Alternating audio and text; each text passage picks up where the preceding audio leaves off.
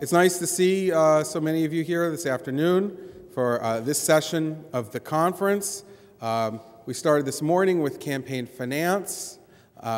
We have a very important talk coming up, 2 more panels, and tomorrow morning, our final panel, which coincides with Cal Day, and that is an overall assessment of the system, the way we choose presidential candidates, people from very different perspectives.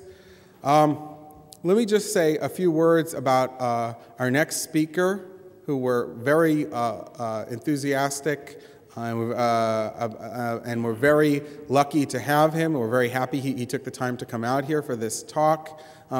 As was said this morning, IGS is really about hopefully bringing together scholars and practitioners going from high theory to real-world practice. And often you get that by having a diversity of participants, as we did this morning. It's not often the case that you can get all those perspectives in one person, but we're very fortunate today. David Price is a U.S. representative from North Carolina, from the Research Triangle area, Chapel Hill, Durham, rapidly growing part of the state. He is a senior member of the Appropriations Committee and the chairman of the Subcommittee on Homeland Security. Before that, he's worn many hats. Before that, he was, for many years, a professor of political science and public policy at Duke University. He's written several books. Although he could talk to us about Homeland Security or trade or many other topics, the reason we asked him to come is because he has really an unparalleled background as a practitioner in party politics, who's really been present at the creation and present and an important participant in decisions that really shape the way we choose our candidates. In the early 1980s, when he was still a professor before he entered Congress, he was the staff director of a body called the Hunt Commission, chaired by North Carolina Governor James Hunt, that created the superdelegates, who we've been hearing about so much this year. More recently, he was the co-chair of the committee that scheduled the primaries and caucuses this year, another matter which has become very contentious. And last but probably not least, by virtue of being a member of Congress, he is, of course, a superdelegate. And my understanding is still an unpledged one, at least as of recently. So he has, I think, a unique perspective on this process, and he's going to talk to us about the way we choose presidential nominees, problems, and prospects. Please welcome Representative David Price.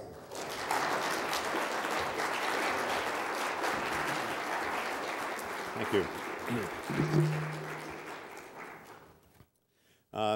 Thank you very much. I appreciate that introduction and extravagant introduction, and am grateful for the chance to be with you here today. This seems like old times to be here with a lot of people who have been on this sort of circuit for many, many years, and yet I have never been to Berkeley under these circumstances, although Ray Wolfinger and others have urged me for many years. So I did eagerly accept this invitation, and I'm glad to be here with all of you and to have a chance to talk with you about these these rather arcane topics. We consider ourselves, I suppose, a rather select group in concerning ourselves with these things most of the time. But now, all of a sudden, these are the stuff of daily headlines and many debates within and among our parties, and so it's something that we do need to reflect on, and this is turns out to be a very, very opportune time to do it. My daughter Karen, who lives in Los Angeles, is with us here today, so I appreciate your hospitality in welcoming her and her friend Kari Barnes from Oakland. I think the first thing I should do probably is express amazement that you would invite me to address this distinguished conference on this topic.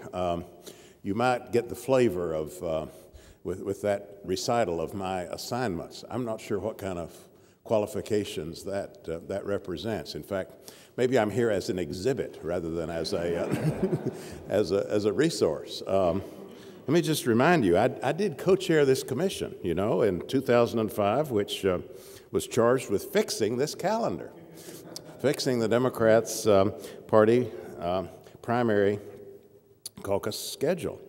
And we sought to do two things. First was to fix the early season. We ended up recommending New Hampshire, Iowa, South Carolina, Nevada.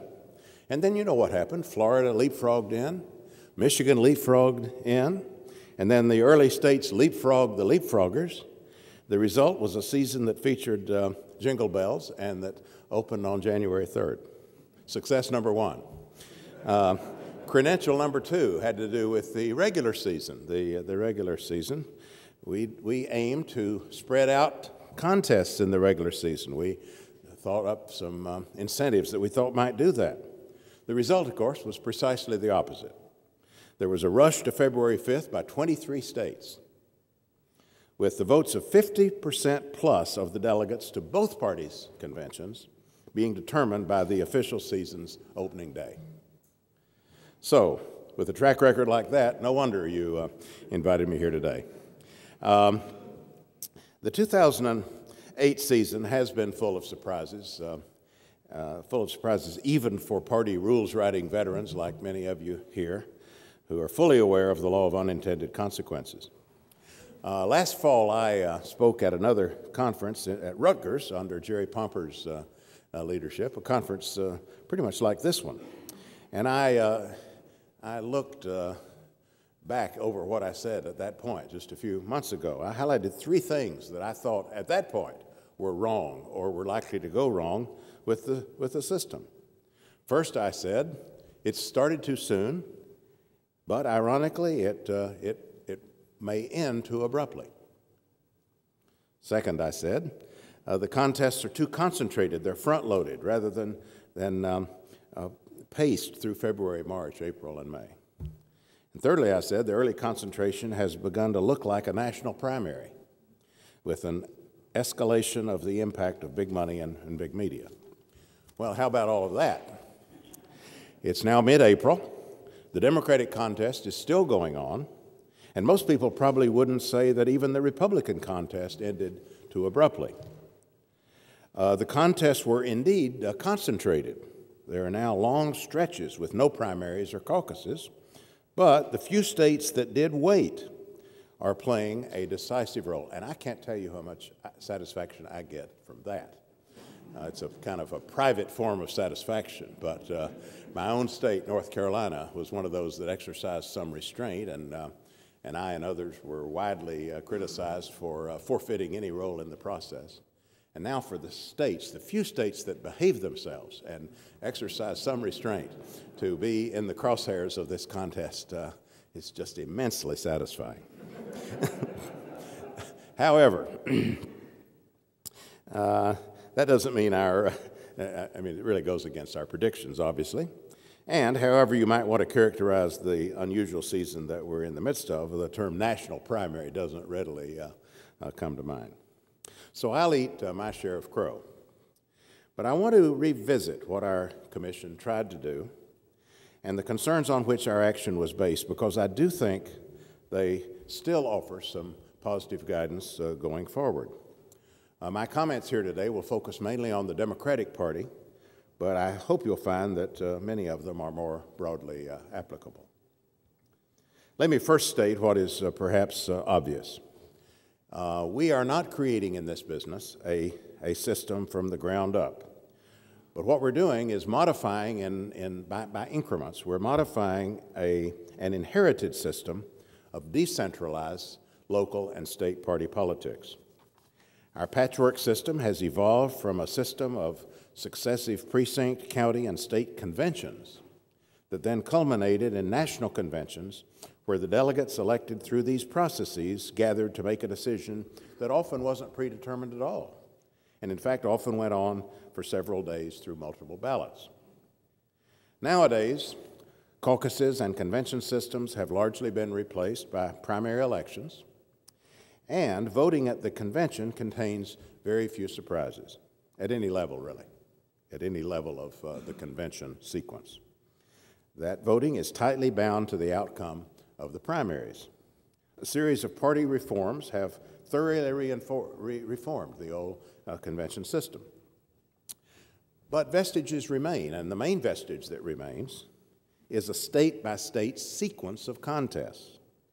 And in some ways, this sequence of contests represents a surrogate or a substitute for the sequenced and somewhat deliberative process that went on in successive conventions, with an opportunity for candidacies to rise or fall, for a certain attesting of candidates to go on, for the electorate in various states to assume complementary roles in winnowing the field.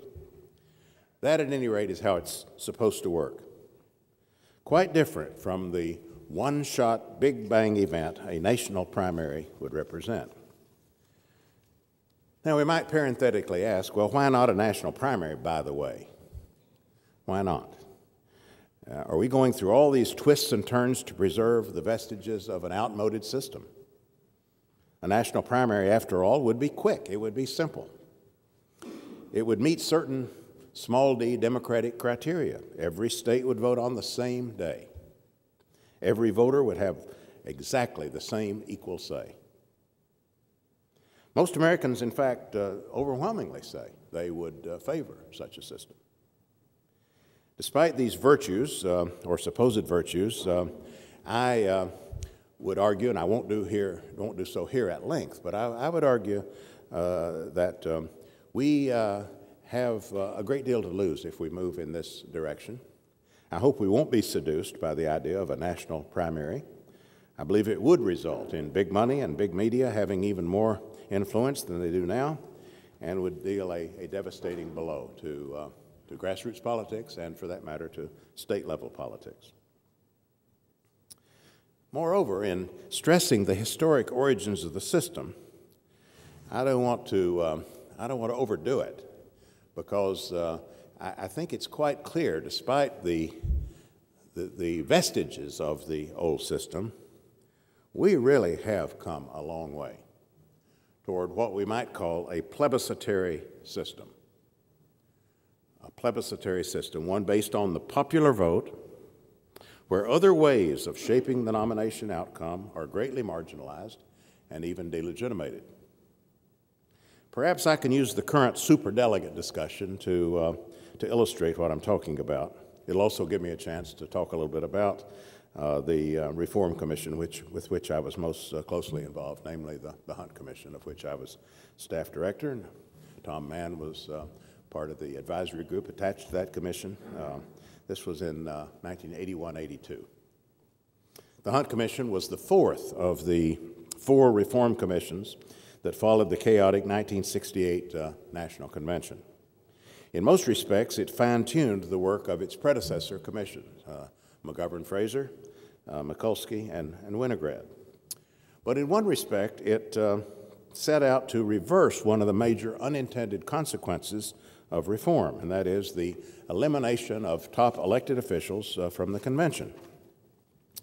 The reformers, in their zeal to break the perceived power of the party bosses, and in their zeal to produce a convention reliably tied to the popular vote, they produced a convention of candidate activists, delegates slated by candidates who were allocated according to the primary or caucus outcome. This largely eliminated elected officials and even many top party leaders for two fairly obvious reasons. First of all, they were unwilling to run against their own constituents to become delegates.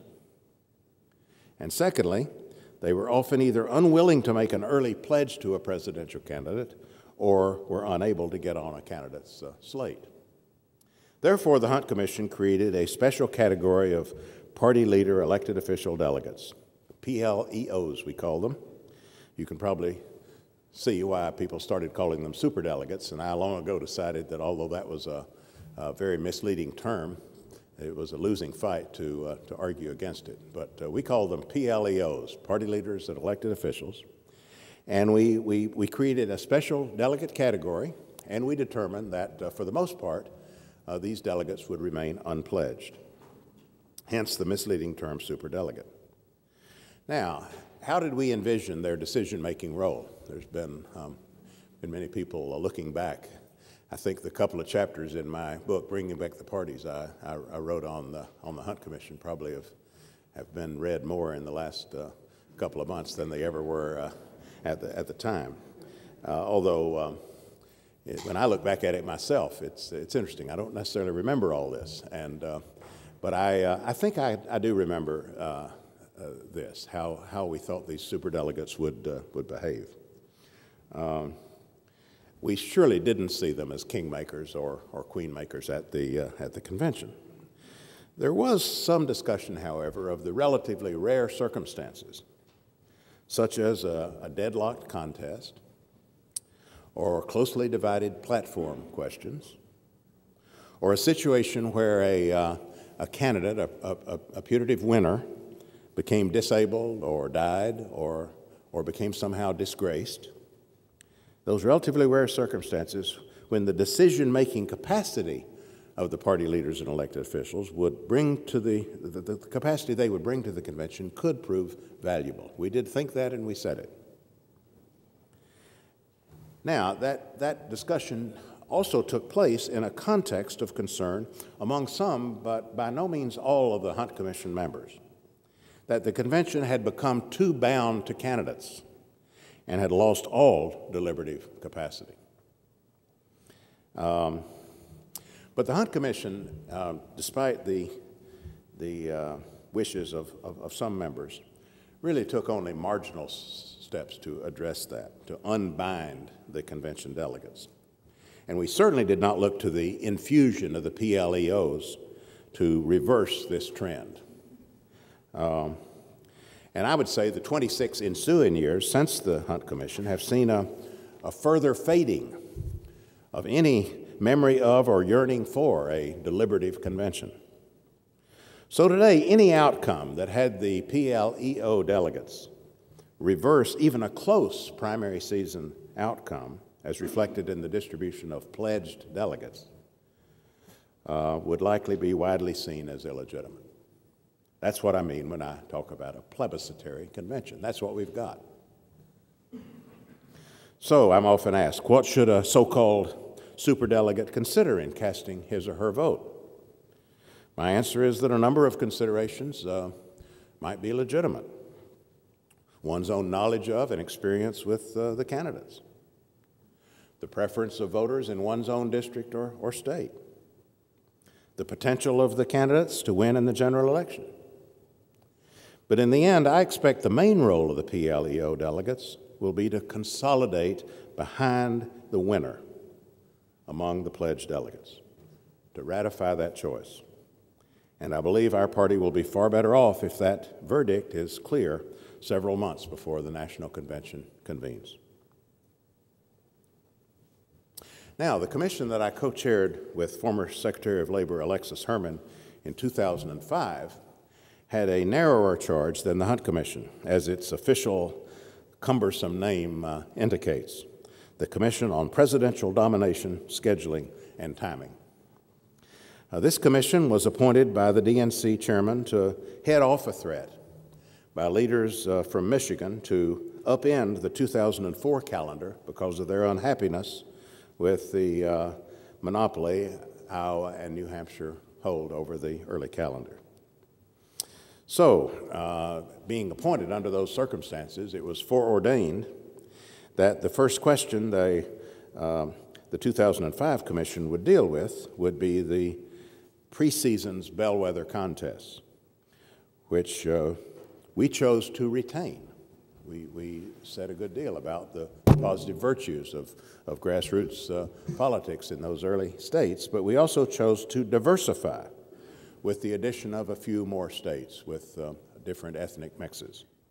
Those states were eventually determined to be South Carolina and Nevada.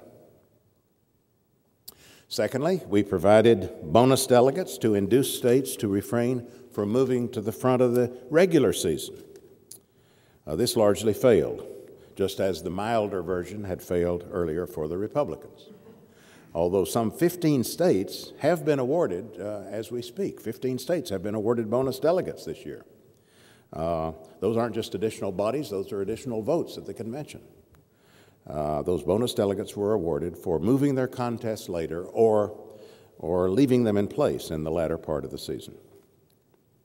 Our third major recommendation urged Congress to renew and modernize the virtually defunct presidential public financing system. At present, the system's near collapse has interacted with the compressed calendar to give private fundraising and the fundraisers a more prominent role than ever.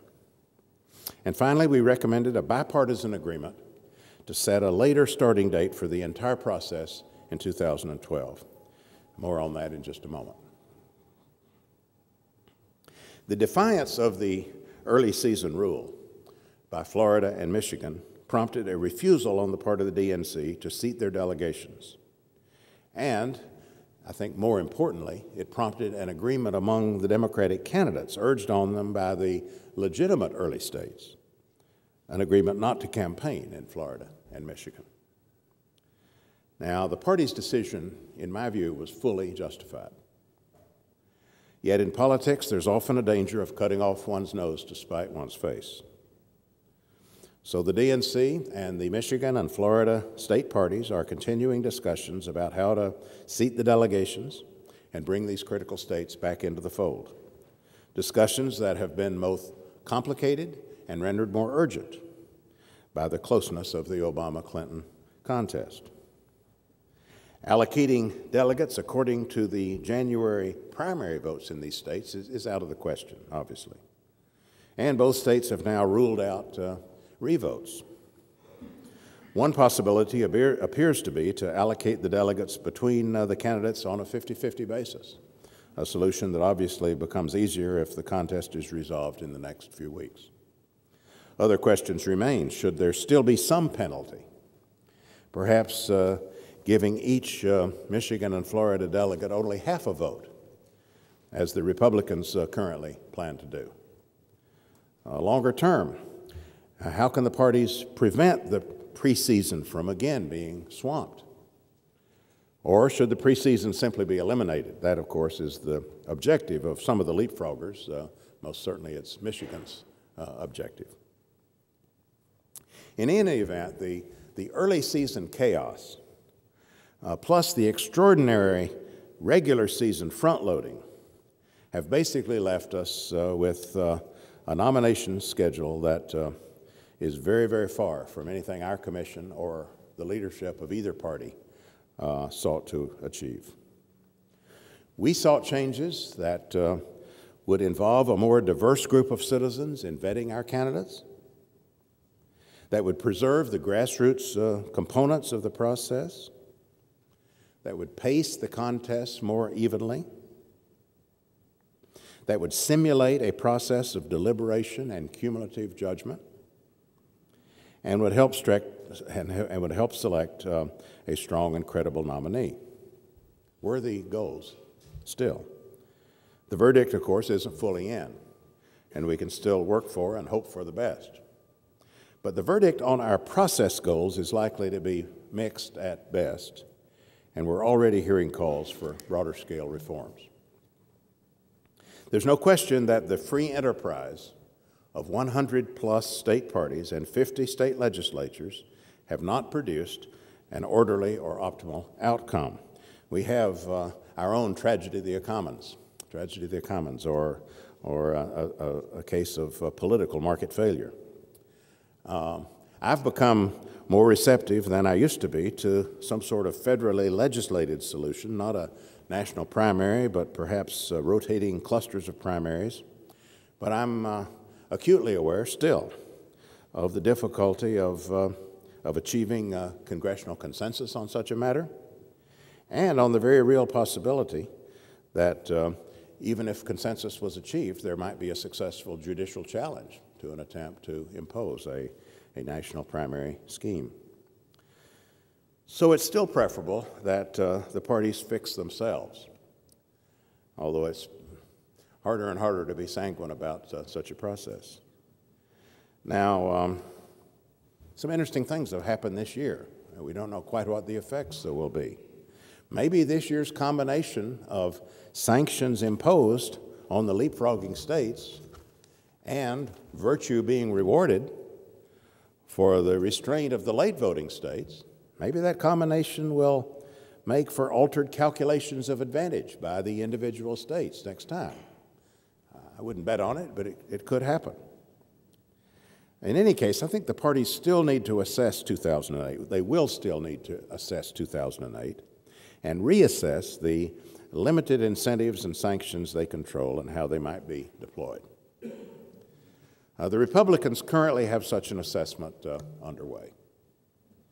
They must do it now if they're going to do it at all, because unlike the Democratic rules, the Republican rules require that the rules for the subsequent contest be set at the previous convention. So the 2012 rules for the Republicans are going to have to be set at their convention this summer. We Democrats have the option of adopting rules later, but on certain key matters, such as the necessity of a later starting date for the whole process, there's a premium on inter-party agreement for what the Republicans decide on in St. Paul is unlikely to change. Many Republican leaders would like to do much more, of course, than just set a new date. Some are still smarting from Karl Rove's and George Bush's rebuff when they were about to adopt the so-called Delaware Plan at their national convention in 2000. So the RNC's Rules Committee has just adopted what they call a modified Ohio Plan, which provides for preseason contests in Iowa, New Hampshire, Nevada, and South Carolina. It lets a cluster of other small states vote next, and then it would sequence 3 further clusters of states, rotating their places in the sequence election to election. Interesting plan, a variant on the old Delaware plan. It sounds pretty good to me, actually. Early reports indicate that it doesn't sound good to some of the larger states who objected in the Republican councils to this, and there's not going to be any shortage of disagreement and protest. So stay tuned. These are arcane matters, but they're highly consequential for both democratic participation and the way we govern ourselves. Thank you very much.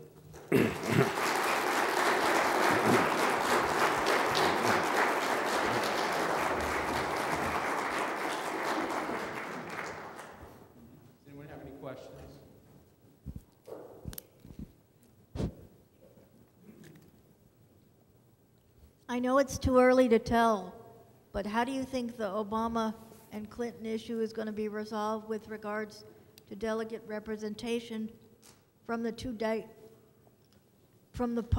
Democratic Party throwing them out because they did their delegates too soon? Their delegate voting. You're talking now about Florida and Michigan?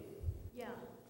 Well, that's what I was indicating is still unresolved. There are 2 things that have been ruled out entirely, apparently. One is any thought of counting the primary outcomes from January. Obviously, that was highly irregular. Obama wasn't even on the ballot. Is it in Michigan, I think? Wasn't even on the ballot. The candidates had pledged not to campaign. So despite what some of the Clinton enthusiasts have said, I think it's a non-starter. I'm sorry? You might have some inside information as to what's going on. What I'm giving you is what I heard yesterday from the guy in the best position to know, that it simply isn't resolved, that the counting January is a non-starter, having revotes is a non-starter. There's some talk about a 50-50 split, but that's obviously in abeyance until we see if there's a clear winner. If the allocation of the Michigan and Florida delegates turns out to be critical to the outcome, then goodness knows where we are. Congressman, given the discussion about the role of the superdelegates in this cycle, do you think there will be any change in the rules with regard to superdelegates, how many they are, who they are, and would you support any changes in the composition of the superdelegates? Well, first of all, I'd stop calling them superdelegates. The party leaders and elected officials, assuming they should be at the convention, and assuming that the way the rest of the delegate selection process works makes it virtually impossible to bring them to the convention without some kind of set-aside category, and assuming that is going to require that they be unpledged, which is going to create some small margin of uncertainty. I think the reasons for creating that category and writing these rules still have validity. That doesn't mean there won't be moves to change them. In fact, some people are talking that way. I would not favor that, but it could happen. I think we do need to watch carefully what's going on among the Republicans right now. As you can probably tell, I take a lot of interest in that, and I think that may be the avenue from which we get some resolution of some of these calendar issues. But I really don't have much doubt that Democrats are going to revisit all this next year. We may decide that we don't have a blueprint for another round of reform or the stomach for it. On the other hand, I'd be very surprised if questions like the one you raised aren't discussed. Congressman, my name is Peter Gisela, and last year I went to the state California Democratic Convention and had a chance to encounter most of the presidential candidates except for Hillary and Obama. Later in the spring, I went to their fundraisers and had a chance to share some information with them. I'm a military veteran and have been interested in a national youth service program for 30 years as a national policy, and been trying to share that with both Republicans and Democrats. In January, I signed up to be a Hillary delegate, and that was before the primary. And then yesterday in the paper, I was reading about Obama and Hillary delisting people to be qualified in the caucuses on Sunday to even try to get to the convention. And I found that the focus was on people's donations. Now, I donated 3/4 of my money to Hillary and 1/4 to Obama. And when I went to the website, I found my name had been removed, and I've sent out a request to the Hillary campaign to find out why I was delisted from there, and so far I haven't heard a response. And this is the first time I've ever really heard of this process of eliminating people that want to represent a candidate as a candidate, not trusting them to vote for them. That's what's wrong with this system. Although attempts to fix it in terms of loosening the hold of the candidates on the slating process has its own potential for abuse. I was a state party chairman in 80 and again in 84. And one of the biggest fights I had both times was with our own presidential candidates' campaigns, where it wasn't on the basis of money, as far as I know, but there were people who had spent their lives working in the Democratic Party, coming up through the precinct ranks, and these candidates were not slating them. They were in fact slating the Johnny-come-latelys who had been recruited to their campaigns and often had no history at all with the party. And my sense was that wasn't right, it wasn't necessary, that as long as I granted the necessity of slating, of being aware of a candidate's preference, of a candidate for delegate's preference. But as long as that preference was clear, my argument with the candidates always was, let them all run.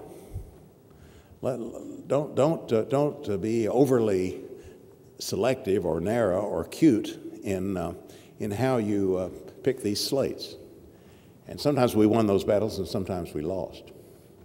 But it is kind of pain of the transition that we've undergone from a system where conventions typically consisted of people with a history in the party and repute among party members to now basically candidate activists. But I don't like what you described, and I think it's very unwise of a candidate or a candidate's campaign to exercise that kind of discretion. I don't like it, but the party rules do permit it. David, if I could follow up and get you to elaborate on one of the possible outcomes of this whole cycle, which is a not just benign but positive outcome, and suggests that it depends perhaps in part on how this process ends on the Democratic side and what happens in the general election. But let's assume for a moment that the contest is resolved shortly after, at the latest, shortly after the end of the primary process, with the superdelegates providing the margin of victory well before the convention, and the Democratic nominee then goes on to win the election in November, all the while the moral hazard issue having been dealt with by not knuckling under to Michigan and Florida, and both states, in spite of that, vote Democratic in the November election, okay? You see how I'm lining it up. I actually think there's a pretty good probability of all of those things happening. It's not fanciful. If that's the case, then all the talk now about dealing with a, quote, superdelegate problem, with dealing with a scheduling problem, with the anti-democratic role of caucuses, with the proportional representation system for allocating delegates might well fall. There'd be no real incentive for doing it, and as you suggested, you might keep those 4 states as your commission recommended and relieve some of the front loading by states moving back to acquire the bonus delegates. I'm just wondering whether you think that is a plausible scenario for this next round. Well, what you're saying, I think, depends on the array of states who rushed to February 5th or who leapfrogged into the early season. Depends on those states rather radically recalculating their advantage, right? I mean, that's the corollary of the conditions you lay out, and that's. I think it's unlikely that all of a sudden this market failure would totally be resolved, but there's certainly a possibility. And I don't think the people thinking about the sanctions and not wanting to go through that again, I don't think that requires on hanging tough. It depends on our hanging tough. I think you can make some accommodation with Michigan and Florida. I hope we will, and I think that still remains a pretty powerful memory or pretty powerful example of what states don't want to go through. So the combination of that plus like I say, all of a sudden seeing Pennsylvania and Indiana and North Carolina rewarded for their virtue could clearly. I would not expect 22 states to rush to whatever the opening date is. On the other hand, I wouldn't expect it to be neatly paced and unfolding in the ideal way either. I would hope though for some capacity here for self-correction, and of course to the extent that happens, it postpones any kind of appetite for global reform, and maybe that's just as well, since I don't think we really know what global reforms are going to work. Hi, Professor Price. Oh, Congressman Price. Sorry, forgot which hat you're wearing today. I was wondering if there's any inside story from North Carolina. Sadly, North Carolina politics aren't covered too well in the New Haven Register, my local paper. But I'm curious, your state did not join the rush to go early. Was there pressure? Were there factions in North Carolina who thought, hey, let's move it up? I know that North Carolina's primary is roughly at the same time that it was in 2004, isn't that right? So was there anything going on there? And I wonder, you know, with you being the chairman of the commission, if there was a role for you to play, or if just nothing happened and nobody really talked about it. There was some grousing about it. Nothing, you know, everything's relative, so it wasn't all that unpleasant or all that difficult. One reason that there wasn't just a groundswell to join the rush is the experience we had with Super Tuesday back years ago. We did join the rush to Super Tuesday. The results were not what they were cracked up to be. Moreover, all these state legislators and members of Congress and everybody else found themselves having to run in a March primary. Either run in a March primary or have another election and pay for it and take the grousing of taxpayers who are and worrying about low turnout and all the things that come with bifurcating your primary elections. So that memory still is fairly strong in the state, and while there were a lot of people saying, and I did catch some of this because of my role, people saying, why are we just forfeiting any chance, particularly as you look south to South Carolina and see what's going on there? Why are we doing this? I think that among especially the legislators who would be the ones who decide on this, there was still a pretty strong memory of why this wasn't the greatest idea before. Would you just say just a couple words about that? So why did they perceive it didn't work out so well for them? Well, because of the difficult dilemma it poses in terms of their own primaries. Are they going to be held early on? That means your opponents, and it means things are becoming politicized. You're into a campaign in December or January. The filing period opens extraordinarily early. You have this March primary, or you have the expense and hassle of a second primary election, and some states seem to deal with that pretty well. In North Carolina, that's still a substantial barrier, I think, in people's minds to doing this.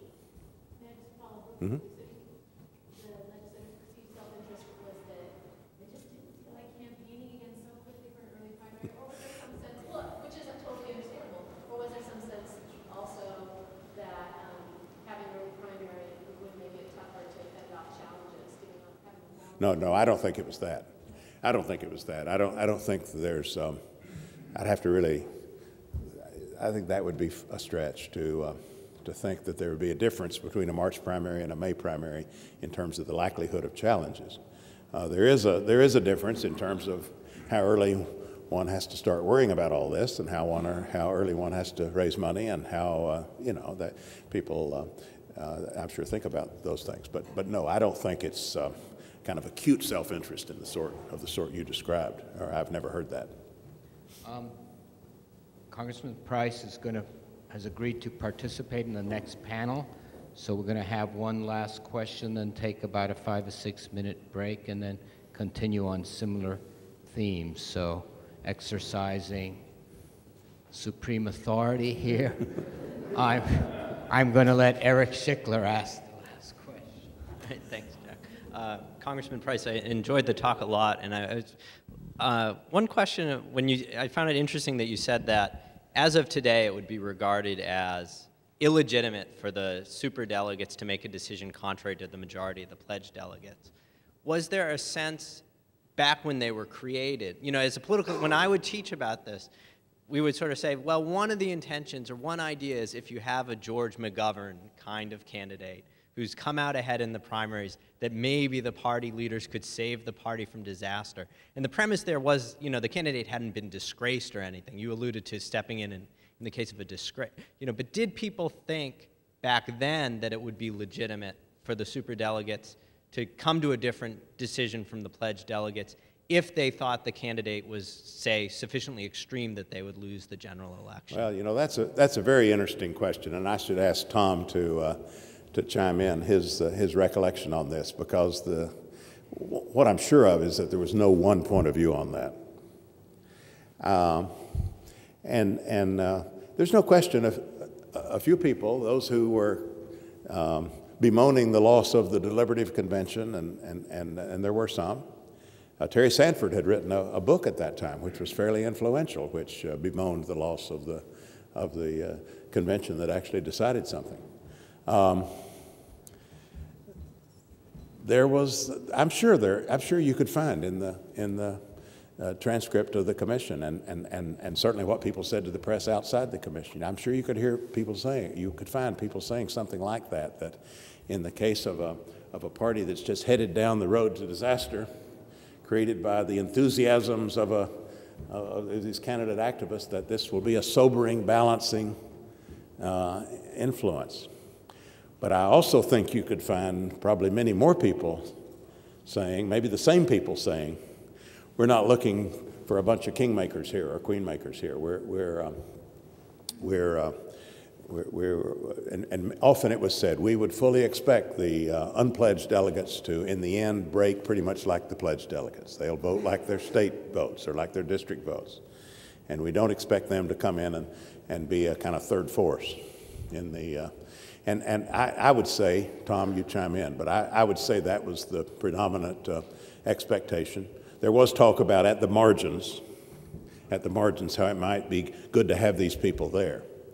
But I don't think the vast majority of commissioners or party leaders at that time were looking for a capacity to overturn a popular verdict, however unwise that verdict might be. I think we had gone quite far in the plebiscitary direction in 1981, 82, and as I said, I think we're much farther down that road today. Tom, you want to?